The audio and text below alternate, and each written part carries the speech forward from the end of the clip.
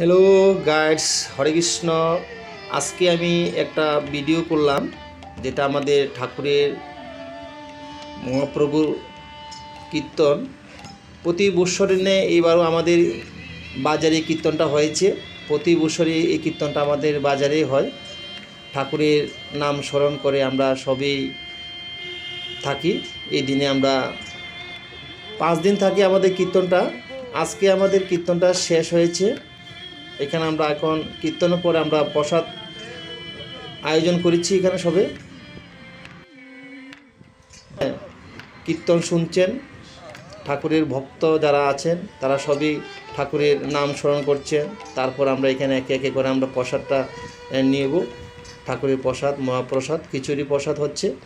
কীর্তনে সবই এসেছেন, ছোট বড় সবই এসেছেন ঠাকুরের নাম স্মরণ করার জন্য আর শোনার জন্য সবই আসে। আশা করি সবই এই কীর্তনটাতে অ্যাটেন্ড করবেন সব বছরই। আমরা যারা শুনছি তাদের তো ভালো লাগছে, যারা দূর থেকে শুনছেন আশা করব তাদেরও ভালো লাগবে।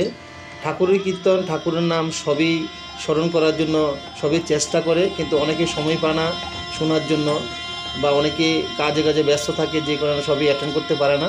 তার জন্য আমি একটা ভিডিও করলাম, ছোটো ভিডিও। আমার ভিডিওটা দেখে আশা করি সবই ঠাকুরের নাম স্মরণ করবেন। আর প্রসাদ যে আমাদের এখন আমরা দেওয়া হবে প্রসাদ, সবই কিন্তু এই মহাপ্রভু প্রসাদ নিবে এবং খুব টেস্টি হবে আমাদের মহাপ্রভু প্রসাদ, খুব স্বাদ হয়। প্রতি বছরই আমরা এই প্রসাদ আমরা নিই, খুব স্বাদ হয় আমাদের মহাপ্রভু প্রসাদ। শ্রীকৃষ্ণের আশীর্বাদে আমরা সবই আসি। Hare Krishna. Thank you my video watching.